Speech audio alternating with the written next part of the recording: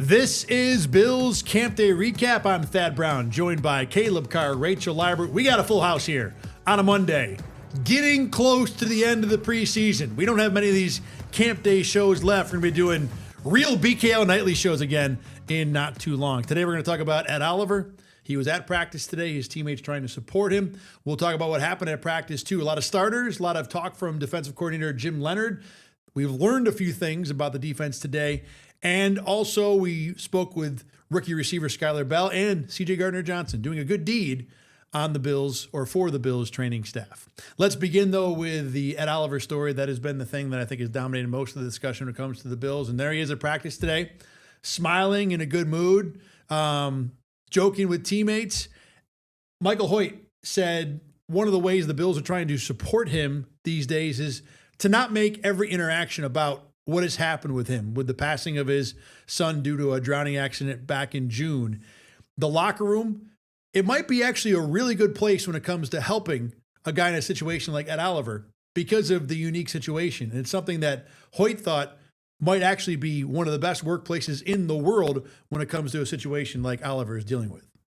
You're with, at this point, 100 guys that you know really well, guys that you're close with, guys that have, been through it with you. So it's as good as a place as any, but there's nothing that's going to help that situation. I'm glad that he's here. You can lean on the rest of the crew, and we've obviously got all the support services that you could possibly ask for. So he's in the right spot. It seems like he's in as good of a place as he can be, but we're all trying to work through it with him. One thing Rachel and I were talking about coming back from Buffalo today was it might seem to some people a little off-putting or even unusual that Ed Oliver is laughing and smiling and joking, because for many people, they found out about this 48 hours ago. Now, for Ed Oliver and just about everybody on the Bills, this has been a weeks-long process of moving forward. So I'm not saying right or wrong. I'm just saying it might be unusual to some people. Caleb, you didn't talk to us on the show over the weekend. Any reaction, any thoughts when you heard about what happened with Ed Oliver? I mean, I don't know how into it you guys went. When I first heard about it, I think my larger reaction to was how I had heard about it, how it had gotten out there. I think that was kind of my more knee-jerk reaction. But it's a terrible thing. Like he was saying though, like I do agree with Michael Hoyt that a football locker room is maybe one of the best places, because he really does have just so many people around him who care for him, and who are there supporting him.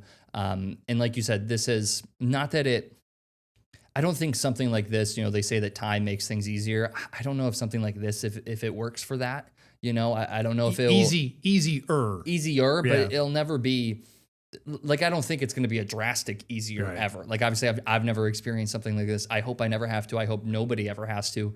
But maybe time can help it get a little bit easier, but never make it easy. But with that being said, it has been a month plus at this point, where he's been able to kind of get back into the football routine and maybe take his mind off of it. Maybe something like that. Maybe that's helped make it easier. Just having an opportunity, a place to go where, like Hoyt said, or like you said that Hoyt said, not every interaction is about that. Not everything you do, not everything that you think about is that. It's football. It's getting ready for the season. We did discuss the journalistic side of this quite a bit in the show on Saturday, recapping the game. So anybody at home who wants to go see or listen to that show, you can get a few minutes, certainly, of us diving into the ethics of the journalistic side of that. In terms of what Hoyt said today, the thing you just brought up where he said that it was almost instructed by not only Joe Brady, but even with dealing with Ed Oliver too, that the way to best help Ed is to just treat him like Ed, and not, obviously there will be times when you want to refer to what happened and try and specifically address that. Mm-hmm. But in general, don't make it always about that. Help him move back, I guess, and do what as close to normal or what normal is going to be for him going forward. Yeah, and I think that's exactly what we saw today and the videos of him, joking around and talking with teammates. Like we said before, everybody processes things differently and grieves differently. But, this, like you said, this has happened a few months ago. He's had time to process it as best as he can. Like Caleb said, you don't think you're ever really going to fully probably process and move on the way that you were before this happened. But I do think this is best case to be surrounded by guys. And two, this is his job. I mean, he has to go back to work. And I think especially in a team environment, obviously you're playing football, people rely on you. I think, that plays a role into it. But I do believe that being around so many guys to be able to lean on it, especially, helps in this situation. One of the ways I phrased the question to Hoyt today was, what you guys do is so unique. It becomes almost a bubble, almost has to, because you can't, if you're a plumber, you can go home and meet other plumbers. If you're an electrician, if you're in television, you can go home and, meet other reporters. We deal with them on a regular basis. In football, that group is limited, that subset is limited. So because of the fact that you're already kind of insulated in your own world, does it then become easier because you have to connect on so many other levels to be able to play the sport, that when something like this happens, is it, I don't know if easier is the right word, but certainly is it an improved situation? Is there more support? And that's kind of where the genesis of the soundbite that we heard there came from. All right, let's talk about what happened at practice today. Number one, it was mostly starters, and this is a typical thing that happens this week because the preseason game on Thursday will almost certainly be mostly backups. Jim Leonhard did speak to the media today, and as always, he was enlightening.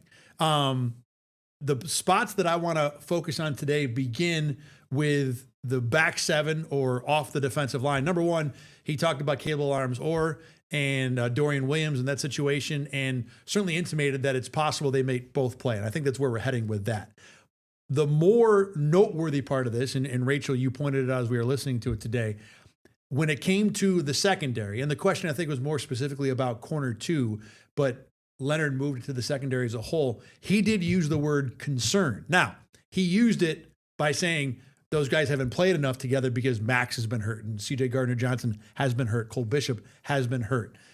But you and I had a hard time totally moving the word concern away from Max Hairston and Davis Enigmanoshin, neither of which had looked really at a level that you feel confident about playing as a starter in the NFL. I don't think you hear the word concern really thrown out much by coaches, honestly. I mean, if it's maybe in regards to injury, but when it comes to how the unit plays as a whole, I think concern is something that you don't really hear. And like we said, as we were listening to it, it jumped out because I think it is a genuine concern. And I feel like normally a coach would be like, we trust both of these guys and things are going to work out the way they're supposed to. And he did say, things alluding to that as well. But the fact that he kind of, front-facingly said there's concern, I mean, it's telling, I think, of the competition at cornerback too, and just what we've seen or what we haven't seen from those guys so far. To be fair, the word concern is like a red alert. It's a trigger word for us in the media. Yeah. We're like right. Pavlov's dogs. He's like, oh, concern. Here we go. Something bad happened. Ready? And it may not be, necessarily that bad. Yeah, that's not something you ever want to hear from a leader in a coaching staff, whether it be a head coach, offensive coordinator, defensive coordinator, or whatever it may be. But like you guys have said, I don't think he meant it in the fact as he's concerned about Maxwell Harrison or he's concerned about IGB. Like I do think that it's more of, we really haven't seen this whole group together very much at all. So Maxwell Harrison's had some flashes. He's had some not great time plays as well. Same thing with IGB. I mean, we've seen it from pretty much all the players. But if they can finally all get healthy and get on the field, I think we're going to see more of those flashes of good. And once they finally kind of learn how to mesh together. I mean, Cole Bishop and CJ Gardner-Johnson was one of those duos that we were like, man, this is going to be a weird mesh. And they haven't really had a whole ton of time to figure that out. From what we've seen, it hasn't been bad, but I think the concern is more of just haven't seen enough of them together to be fully confident. We're joking about the use of the word concern, but the reason the question was asked and the reason we're talking about this is that Max Hairston in the last few days has not looked very good, whether going back to the joint practice against the Browns. Today was, I think, an overall down day for him too. Not terrible, but more negative than positive. So the concern is that the Bills are going to have to roll out somebody to start at corner week 1 against Houston. And they now have Kayshon Boutte, for whatever that's worth, to go along with Nico Collins. And whoever that player is, has not shown in preseason enough to make you feel like they can play. And that's whatever Jim Leonhard wants to do to talk around it, however you want to say he used the word concern. Anyone who's watched practice, and we've all watched just about all of them, has to say that spot is a capital W worry right this second. Yeah, we've talked a lot about how this is Maxwell Harrison's job to lose. And I mean, early on in preseason, we were like, oh, he hasn't really done anything to make us like confident that he's had it, but he hasn't really done anything to lose it either. I think he's now starting to lean towards that. Maybe he's doing more to lose it, but IGB hasn't shown us anything that makes us like, oh yeah, he's coming to take it either. Like it seems like neither of them want it right now, which is not a good spot to be. I think the fact that this spot isn't solidified isn't really a surprise, because I feel like when you looked at these guys going back to training camp in the offseason, we didn't really have this guy's, gonna win this battle. I mean, obviously Harrison has the upper hand just being in the league for a year longer, but I mean, he doesn't really fit the scheme, as we've talked about. IGB is a new guy. So it doesn't surprise me that they're kind of in this position now that they have to, maybe rotate out who's taking snaps or what's going on. But I mean, it is the fact that Jim Leonhard, going back to the word concern, it is a concern because there's really no CB2, and it's definitely a position that you, at this point in the season, want to have a little bit more clarity on. I think it's a great point that it's probably a reasonable outcome that the two guys who are really young, one a rookie, the other one a borderline rookie because of how much he missed the year before, aren't ready to go as we head into week 3 of the preseason. It's reasonable. That would then move you to a debate about, well, maybe they should have had someone who would have been ready to go. Now, I don't want to dive into a hour-long roster construction discussion of Brandon being in the draft. And really that's a discussion for more like week 10 than week -1. But that is where we are landing right now. And because I think you're right. I think neither guy is ready, and it's not crazy to understand why they're not ready. Let's move on from the corner position to safety, because Jim Leonhard also talked about Geno Stone today. And I think we have all thought that Geno Stone has been disappointing, to be generous. Damar Hamlin is probably going to make the team again. But Leonhard revealed today, Rachel, that Geno Stone is nursing an injury, which does change the calculus of how you look at his performance and what the Bills might do with those roster spots. It does, but he hasn't, at least to my knowledge, missed any time because of this injury that he's nursing. We don't know what the injury is. That wasn't disclosed. But, I mean, I think you could give him maybe a little bit more leeway that he's not fully healthy. But I do believe that what we've seen isn't like he's going to get healthy and magically he's going to be fixed. I mean, these are things that I feel like he's just not reacting in the way he needs to react, or he's several steps behind where he needs to be. For me, he just hasn't impressed, and this is a guy that's been in the league and you want to see at least step into that role. And like you said, Damar Hamlin is probably going to be on this team again because of, Geno Stone not stepping into that role. So injury or not, I do think that he isn't, lived up to maybe the expectation so far this preseason. Yeah, I do feel a little bit better about his performance now, given the fact that he's going through an injury. It makes me feel like I will give him a little more benefit of the doubt, but not enough to feel confident in any scenario that CJ Gardner-Johnson or Cole Bishop go down. I mean, we've talked about that where Geno Stone, yeah, he's a good 3. He's not really a good 1 or 2. And he hasn't really even looked like a good 3 so far. Like I said, with the injury, maybe I could be convinced. But injury or no injury, I'm not confident outside of the 2 starters right now. I always remember that coaches, when they say things in press conferences that are somewhat noteworthy, there's usually a reason behind them. So why would Jim Leonhard suddenly reveal that Geno Stone has an injury? Probably because he's making the team. And when people wonder why he's made the team, well, now the Bills have a reason. Well, he was hurt, and he'll get better, because he has not looked good in the preseason.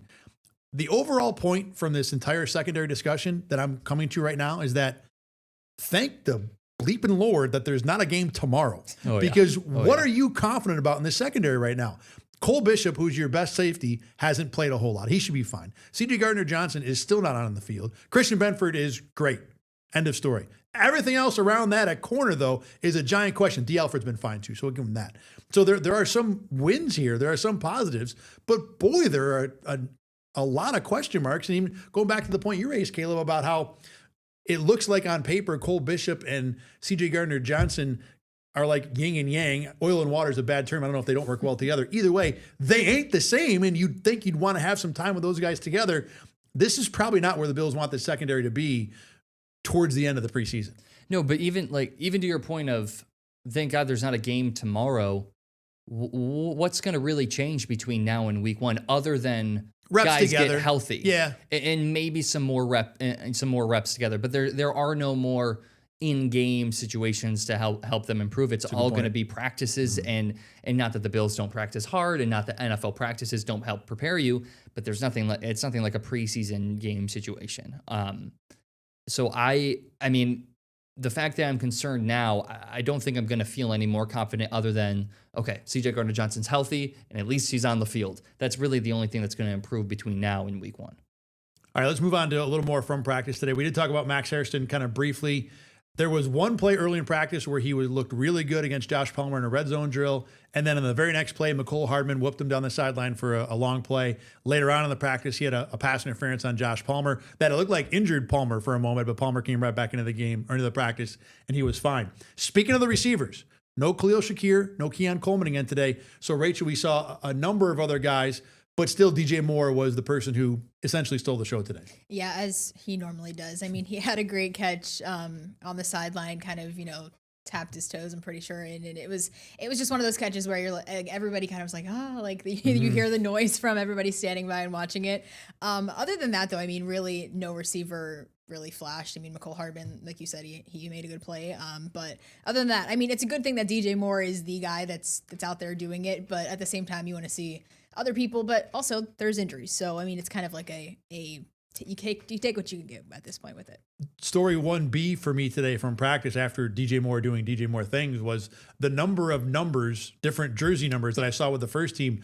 Jamori Macklin had a rep with the first team on the first rep today. We saw Steven Gosnell, who's going to get a mention later on in the show, who was out there today. Obviously, Hardman we talked about. So there were a number of guys who had opportunities today. Skylar Bell was back at practice. We're going to hear from him in a little bit too. So there were chances for other receivers in this practice. No one really stood out, but the fact that there were so many was a story. Speaking of injuries, Jude Bowery was in a walking boot. Boy, his preseason has taken a sharp negative turn. The injury not his fault, but his play on the field in the preseason games have not been fantastic. In addition, no Terrell Bernard today. Connor McGovern still not playing. Ty Johnson still not practicing as well. So this was a beaten up Bills team that we saw at practice. One other note that I want to make in terms of the practice itself, Landon Jackson had yet another flash, and he has continued to here and there. Oh, there's a Landon Jackson play. Oh, there's another Landon Jackson play. And he is looking more and more comfortable at that defensive end spot. All right, let's move on to one of the other stories from today. Few weeks ago, people at home may have noticed, if you're a big follower of the CJ Gardner-Johnson Twitch feed, and who isn't, that he had a Bills staffer on with him and basically out of nowhere just said to the staffer, hey, I'm going to give you $20,000 to cover your student loans. And the staffer was kind of a little incredulous. Thank you. He hasn't really talked about it at all. So I had a chance to talk with him today about making that donation. And the first thing that I asked him was simply why? And he had a pretty interesting answer. Because she helped me every day. Sister, obviously, black woman in the NFL. Like seeing them do good. And it's one of them moments where it's like, if it was you, you would be happy in that situation and probably want to get back. So it's like, why not help somebody? That's some stuff I want somebody to do for me if I was like, busting my ass every day, ensuring that I care for them, making sure their body's right. So take the stress off one situation so they can make everything else easy. That's all it is.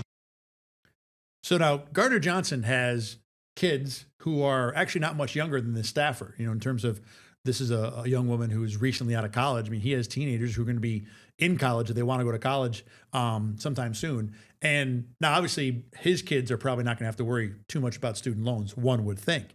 And I did ask him, though, hey, this woman who you work with all the time, who you felt it important enough to give her some money, she's not too dissimilar than the kids you have. Does that make you connect with her a little more? Does it, make this story a little more important to you? And he said, actually, one thing I want my kids to see from this is that I've laid out all these things for you. I've given you all these opportunities. You need to do the right thing to make people happy going forward. He wanted this to be an example to those kids, to his kids, about how to treat people, especially when you're in a situation like he and his family are in, where they are pretty well financially off. For a guy that came to this Bills team and there were so many questions about his character and who he was going to be, Right. I feel like he's done a lot of things right to kind of win over Bills fans. I feel like he's like winning over us as he does these things. I mean, I thought we were talking about it on the way back here. I wish I had $20 or $20,000 to just, give to somebody. So it's great that he's doing that. And I love that he, mentions his kids as the example. So, I mean, really cool stuff from him. And yeah, I mean, this is what you want to see with guys that are, making as much money as they do. This is the type of thing you want to see. Yeah, this is a guy that's had a lot of kind of negative talk around him.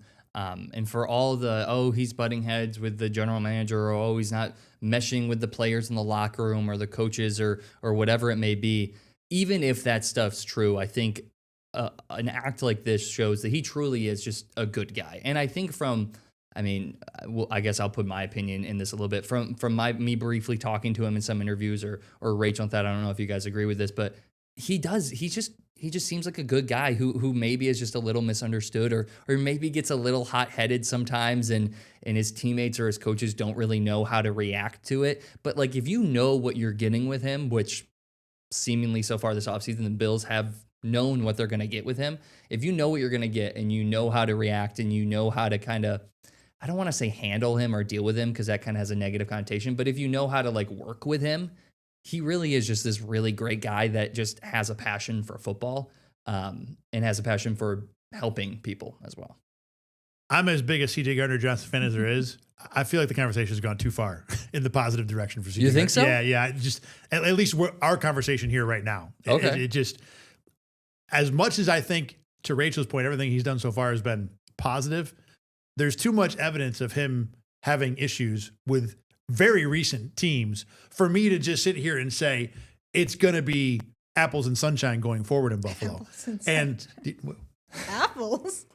Is there a different phrase I should use or no? I've never heard that one before. Rainbows? Trust me. Rainbows and sunshine? It's rainbows. I like apples and sunshine better. We cannot derail the show by discussing this. We can adopt that. Apples and sunshine. I like apples. Do you not like apples? I do. See? I like rainbows better. Okay, but you can't. All right, we're not. Like I said, this would totally derail the show. Anyways, bottom line, he's done all the right things.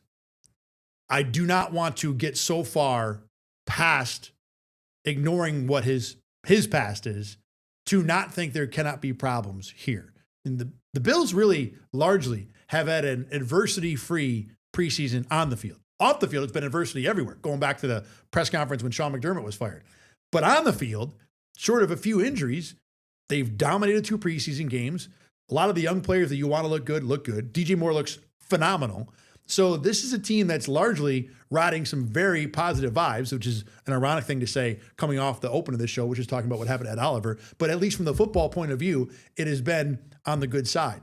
Let's wait and see when there is some adversity. Let's wait and see when they do have to actually make a play on third down that counts in a game as opposed to what we've seen so far before I really give the CJ Gardner-Johnson full seal of approval. I think it can work. And there are inklings inside of me when I watch Gardner-Johnson that this might be the team that he finally settles with, but I can't ignore what's happened to him year after year after year after year after year before coming to Buffalo. I'm not saying that those situations aren't true or that he's not at fault in those situations. I think what I'm trying to get at is what you said there at the end, is that maybe just Buffalo is now the right fit. Maybe he's just found the fit where it's not as, maybe his different personality and his different style doesn't rub as many people the wrong way. And maybe he's more mature too. There's a part of that there too. There is that part as well, that maybe this new Buffalo person is different. But I agree with you that there are still some concerns, but like Rachel said, so far he's done everything right. Just looking at him in Buffalo in a bubble, I have no concerns. But yes, I do still acknowledge the past. I think 2 things can be true at once also. Like, I think you can have CJ Gardner-Johnson. He's a nice guy who wants to give back to people that help him, but he also has some issues on the field. Like, I think we can agree that those 2 things can be true at once. We haven't seen those issues in Buffalo yet, but time will tell. Stephon Diggs was that way. There were good sides of Stephon Diggs that did not mesh with the sometimes diva reputation that he had otherwise. Speaking of receivers, Rachel got a chance to sit down with Mr. Skylar Bell. And what did you learn from talking to the rookie receiver who just recently got back into the healthy lineup here? Yeah, he just got back today. Learned a lot about, he said he learned about himself actually, that he was a hands-on receiver, didn't really love being on the sidelines, but learned a lot. Kind of transitioning obviously back into playing. And one of those other transitions that he's been making is adjusting to Josh Allen's throws. We know that we always are like, okay, make sure you duck out of the way if one's coming towards you because it's going to hurt really bad. So he talked about, getting into the league and having one of the best quarterbacks with him. Now you're obviously in the NFL catching passes from one of the top quarterbacks in the league. What has that transition just been like for you? Man, it's been great. Rarely ever, I don't think I've ever complained about a bad ball here because, you got 17 throwing it to you. So I think just having a guy like that, it makes your job easier. You could just go out there and be you, go out there, win your one-on-one, and then just go out there and catch it. Was there an adjustment period at all with, the way Josh Allen throws the ball? Tell me about that. 100%. Everybody knows Josh has a cannon on him. So I think just getting used to his arm talent because it's one of one. He throws it with a lot of velocity. I think once I got used to it, you kind of find a charm for it. Skylar Bell, we talked a lot about obviously Josh Allen there and the transition, but he's a lot of this rookie class. He just comes off as very confident and the type of player he is. Even though he missed time, he's ready to jump right back into it. I think he told other reporters that he's ready to play this preseason game on Thursday. So he just was very confident and very, I'm here and this is what happens. He also said that this past injury was the longest he's ever been sidelined with an injury, which I thought was interesting. So for a guy that's been pretty healthy, this was kind of a little bit of a reflective moment for him too. And it's just, getting back into it, and we'll see how he can contribute to this receiver room that is clearly a little bit beat up right now. It's funny you talked about, I don't ever complain about any bad balls. And when you hear that, you think of, well, he doesn't get any bad balls. I heard he doesn't complain because he's a smart rookie. I don't care what team you come into. Yeah. Even the quarterback's throwing you bad balls, you do not complain. You're right. When your quarterback is Josh Allen. You're right. I think the expectations for Bell have been pretty high coming into this offseason. I don't really think he's lived up to it quite yet. And a lot of the times an injury can set you back, but maybe this has kind of given him a chance to look at things a little bit differently and maybe sort of hit a reset button. Now, we talked a little earlier in the show about Jim Leonhard speaking to the media. And another thing that he talked about was Christian Benford and how he's developed as a leader. And we've seen Benford go from a very kind of quiet, reserved guy to someone who's much less quiet and reserved. And Jim Leonhard talked about Benford coming out of his shell. Well, Benford took that to the extreme today. So let me show you what happened here. So D. Alford's doing a press conference, and Benford threw a football at him, trying to distract him. He's hiding behind the media and went back to the football trick. Not subtle at all, by the way. Everybody knows what's going on here. DJ Miller helping out, finger quotes. Then Alford decided that the football wasn't enough, Benford, and instead decided he's going to untie Alfred's shoes, each of them, and then tie them together in something he thought was the most hilarious thing ever. And it was pretty hilarious, I'm not going to lie.